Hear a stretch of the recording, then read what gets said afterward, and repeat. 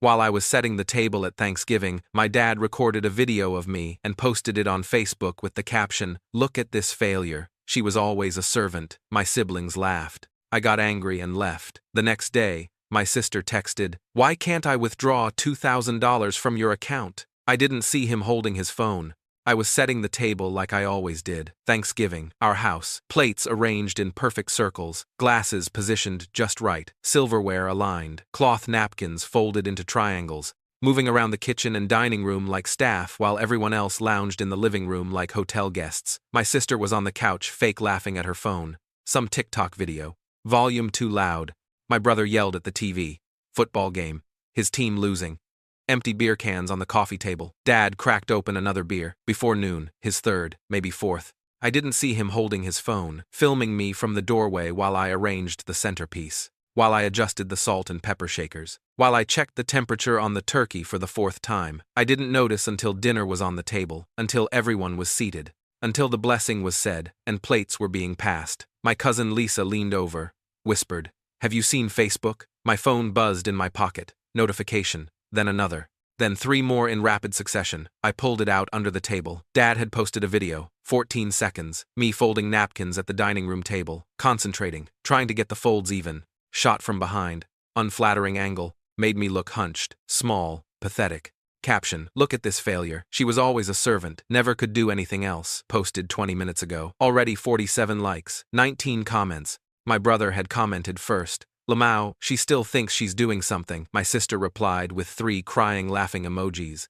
My aunt, "Oh honey," my cousin Jake, "Brutal." Someone from Dad's work, "Thanksgiving roast," lol. They were laughing across the table. Right now, in real time, looking at their phones, looking at me, laughing. Like I wasn't sitting right there, like I couldn't hear them, like I was invisible. I'd been the family servant since I was 15, 9 years. Since Mom got sick and stopped being able to handle everything. Since Dad decided cooking and cleaning were beneath him. Since my siblings decided their lives were more important than household responsibilities. I cooked, I cleaned, I did laundry, I grocery shopped. I paid bills when Dad forgot. I scheduled doctor's appointments. I kept the house running while everyone else lived their lives. My sister was 24, still lived at home, worked part-time at a boutique, spent money on clothes and concerts and trips with friends, never contributed to rent or groceries, never did dishes, never cleaned her bathroom. My brother was 26, worked construction when he felt like it, spent most days on the couch, playing video games, drinking Dad's beer, eating food I cooked, leaving messes I cleaned. Dad was 51, worked at a manufacturing plant, came home tired, expected dinner ready, expected the house clean, expected everything handled without him lifting a finger. And me? I was 24. Worked 50-plus hours a week as an administrative assistant at a law firm, came home exhausted, still cooked dinner, still cleaned the kitchen, still did everyone's laundry because if I didn't, it wouldn't get done. I'd been doing this for 9 years, since I was 15 years old, since I became the substitute mother, the substitute wife, the servant, and now Dad had filmed me, posted me online, made me a joke for 47 people to laugh at. I didn't say anything, didn't make a scene. Didn't cause drama at Thanksgiving dinner. I just got up, grabbed my purse from the counter, walked to the door. "Where are you going?" Dad called, mouth full of turkey. My turkey, the one I'd spent 4 hours cooking. I didn't answer, just opened the door, stepped outside, closed it behind me. No one followed. No one came after me. No one checked if I was okay. I walked 10 minutes in the cold, no jacket, just my purse, phone buzzing constantly. More notifications, more comments, more laughs. I called my Aunt Marie, Mom's sister. The one who'd tried to help when Mom got sick. The one who'd offered to let me move in years ago. "I saw the video," she said immediately. "I'm coming to get you." She left her own Thanksgiving dinner, picked me up from the corner of Maple and 5th, drove me to her house across town. I sat in her guest room that night, staring at the ceiling, phone face down on the nightstand, buzzing, buzzing, buzzing. 53 notifications, 67, 82. I didn't look. The thing about being the family punchline is it doesn't happen all at once. It builds. Gradually. You let one comment slide, then another, then another. You laugh along. You pretend it doesn't hurt. You tell yourself they're just joking. They don't mean it. It's just family banter. Until one day, your dad posts you online like a joke. Like entertainment. Like you're not even human. What they didn't know, what they couldn't possibly know, was that I'd been saving. For 3 years. Since I got my job at the law firm, working 50+ hours a week, taking overtime when offered, not going out with friends, not buying new clothes, not spending money on concerts or trips or things I wanted, letting my sister borrow money she never paid back, buying groceries for the house, paying for utilities when Dad came up short, contributing to the household while saving every other dollar. I'd put away $21,347 in a private account at a different bank, one they didn't know about. They thought I was dumb, broke, trapped, dependent. That illusion shattered the next morning. At 8:12 a.m., my sister texted. Not, "Are you okay?" Not, "Where are you?" Not, "We're sorry." Just, "Why can't I withdraw $2,000 from your account?" She meant my account. The joint checking account I'd been stupid enough to open when I was 18, when Dad said it would be easier for family expenses, when I didn't know better. The account I'd kept minimal money in for the last 3 years, just enough to cover what I contributed to bills, nothing more.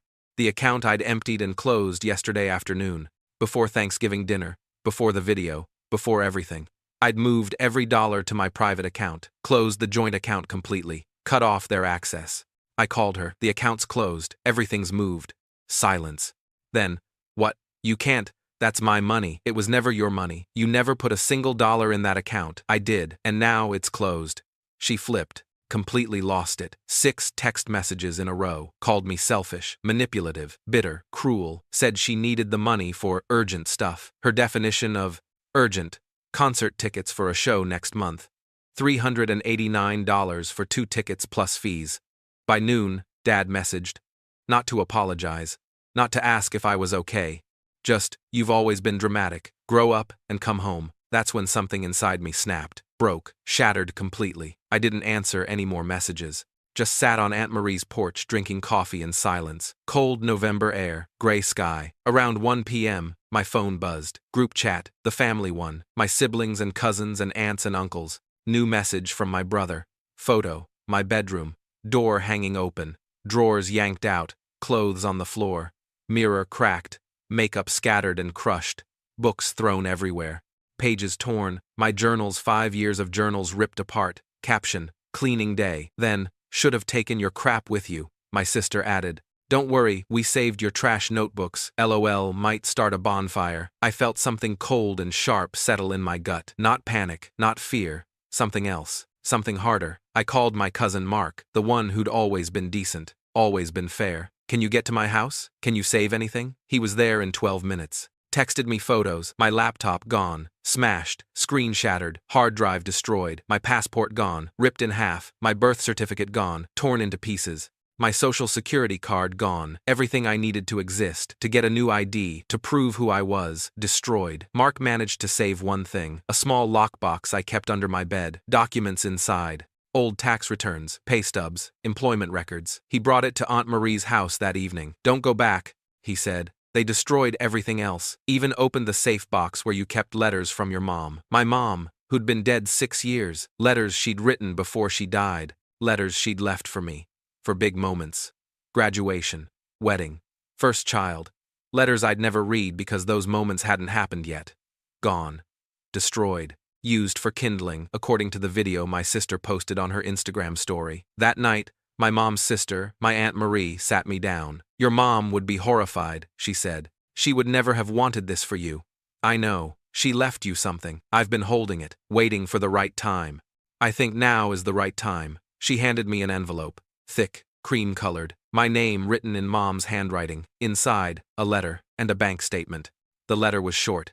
"My darling girl, if you're reading this, I'm gone. I'm sorry I couldn't protect you longer. Your father is weak. Your siblings are selfish. I knew this. I prepared for this. The account number below is yours. Only yours. Use it to be free. I love you forever. Mom." The bank statement showed an account opened in my name when I was 14. Monthly deposits, small amounts, $50 here, $100 there, saved from Mom's part-time job. From birthday money, from anywhere she could scrape it together. Current balance, $8,247. Money my mom had hidden and saved for me, for this moment, for when I needed to escape. I started crying. First time since the video. Deep, wrenching sobs. Aunt Marie held me, let me cry. The next morning, I called my uncle, Mom's brother. Uncle Ray. Lawyer, estate attorney. Told him everything. The video, the destroyed belongings, the joint account, everything. Do you have documentation? He asked. Some. Mark saved a lockbox. Bring it to my office. Today. I brought everything. The lockbox. The photos Mark had taken of my destroyed room. Screenshots of the texts. Screenshots of the video before Dad deleted it too late. Already saved by 40 people. Uncle Ray spread it all out on his conference table. This is good, he said. This is very, very good. Good? For your case. Destruction of property. Identity theft, if they used your information. Theft, if they accessed your accounts without permission. Harassment. We have a lot to work with. I don't want to. Sue them. I'm not talking about suing. He looked at me. I'm talking about criminal charges. I stared at him. Your father posted that video to humiliate you publicly. Your siblings destroyed your legal documents. That's a crime. If they accessed your bank account, that's another crime. We file a police report. We press charges. We let the system handle it. They're my family. They stopped being your family when they treated you like garbage. I thought about it. About the video. About the laughter. About my destroyed room. About my mom's letters burned for fun. Do it, I said. Uncle Ray filed the police report that afternoon. Destruction of property. Harassment. Possible identity theft. Pending investigation. The police visited my dad's house the next day. Took photos. Took statements. Took the video evidence before Dad could delete it from his phone. My sister panicked. Called me 17 times. I didn't answer. My brother showed up at Aunt Marie's house. She called the police. They told him to leave, warned him about harassment. Dad called Uncle Ray, yelling, threatening. Uncle Ray calmly explained that threatening a victim through their attorney was also a crime. Dad hung up. Then things got interesting. Uncle Ray pulled my credit report. Routine check. Standard procedure. Found 2 credit cards I'd never opened. One with a $2,400 balance. One with a $1,800 balance. Both opened 5 years ago when I was 19. Both using my social security number. Both with missed payments. Both destroying my credit score. Identity theft. Federal crime. Uncle Ray filed a fraud report with the credit bureaus. Filed a police report. Requested investigation. The credit card companies provided application records, IP addresses, email addresses, Dad's IP address, Dad's email. Dad's signature forged on my name. He'd opened credit cards in my name, used them, defaulted on them, destroyed my credit. All while I lived under his roof. All while I cooked his meals and cleaned his house. Federal crime, mail fraud, identity theft, wire fraud. Uncle Ray contacted the FBI, Financial Crimes Division. 2 weeks later, federal agents showed up at Dad's work. Escorted him out for questioning. Everyone saw, everyone knew. He was fired 3 days later. Background check revealed pending federal charges. Company policy, immediate termination. My sister tried one more time to access money. Applied for a credit card using my information, my social security number, my birth date, but I'd frozen my credit, put fraud alerts on everything. She was flagged immediately. Denied. Flagged for attempted identity theft. She disappeared after that. Moved in with some boyfriend. Blocked everyone. Gone. My brother tried to apologize. Met me at a diner, neutral ground. I didn't know it would get this bad, he said. You laughed. You destroyed my things. You didn't know. I thought it was just family stuff. Just jokes. Jokes are supposed to be funny.